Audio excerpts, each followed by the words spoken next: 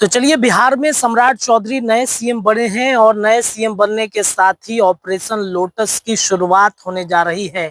कई विधायक टूटेंगे, कई विधायकों का अपने दलों से छोड़कर भाजपा में शामिल होने की चर्चाएं बढ़ गई हैं।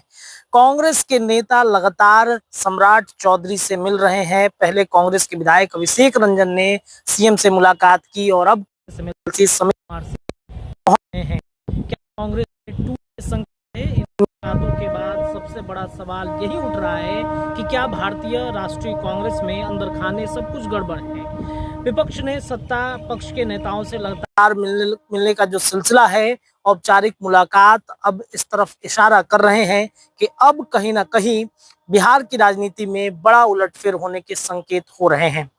देखिए, पहले कई विधायक जो हैं वो मिल चुके हैं। राज्यसभा चुनाव में भी इसका असर देखने को मिला था, जब बिहार कांग्रेस के अंदर मतभेद की खबरें आई थी। राज्यसभा चुनाव के दौरान भी कांग्रेस के कई विधायक वोटिंग से गायब हो गए, जिसमें महागठबंधन को बड़ा नुकसान उठाना पड़ा। इस घटना के बाद से ही पार्टी में असंतोष की भावनाएं तेज हो गई हैं। समीर सिंह कहते हैं कि मुलाकात के करने के बाद समीर सिंह ने सामान्य रूप से बताया, उन्होंने कहा कि अपने क्षेत्र के विकास कार्यों को लेकर मुख्यमंत्री से मिलने आए थे, लेकिन सियासी हलकों में इस बयान को लेकर पूरी तरीके से भरोसा नहीं किया जा रहा है।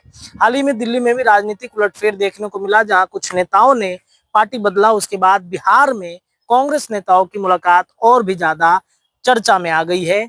क्या बिहार के बदलते सियासी समीकरण, बिहार की राजनीतिक हमेशा से गठबंधन टूट फूट के लिए जानी जाती रही है, ऐसे में कांग्रेस की नेताओं की सक्रियता आने वाले समय में किसी बड़े राजनीतिक बदलाव का संकेत हो सकते हैं। फिलहाल जल्दबाजी में कुछ भी कहना ये संभव नहीं है, लेकिन जिस तरीके से दिल्ली में राघव चड्ढा सहित कई जो राज्यसभा के सांसद थे, भारतीय जनता पार्टी का दामन उन्होंने थामा है, उसके बाद से ही अब ये चर्चाएं बढ़ गई हैं कि बिहार में भी उसी के तर्ज पर कई विधायकों के टूटने की संभावनाएं बताई जा रही हैं। देखिए, इसके कई प्रमुख कारण हो सकते हैं। कई प्रमुख कारणों में से पहला प्रमुख कारण ये है कि इस बार बिहार में विपक्ष पूरी तरीके से सुफड़ा साफ उनका हो गया है। तेजस्वी यादव भी बहुत ज्यादा सक्रिय नजर नहीं आते हैं। तेजस्वी यादव कल भी विधानसभा में थे, तो जिस तरीके से एक विपक्ष की भूमिका निभानी चाहिए वो उन्होंने नहीं निभाया। इस वक्त जो भी विवाद है बिहार की राजनीति में, उस विवाद पर एक विपक्ष के नाते तेजस्वी यादव को सड़कों पर होना चाहिए, ग्राउंड जीरो पर उतर करके जो भी विवाद है जनता तक पहुंचाना चाहिए कि ये परिस्थितियां हैं बिहार में। कई आरोप भी लग रहे हैं वर्तमान सीएम पर, तो एक विपक्ष के नाते उनका फर्ज है कि जरूर वो ग्राउंड जीरो पर आकर काम कर। लेकिन तेजस्वी की ये सक्रियता नहीं दिखने की वजह से जो विधायक हैं उनका भी मनोबल टूट रहा है और विधायक जो है महागठबंधन के एक एक करके बीजेपी का दामन थामने की तैयारी में जुट गए हैं। देखिए, 2030 का चुनाव भी बेहद महत्वपूर्ण है।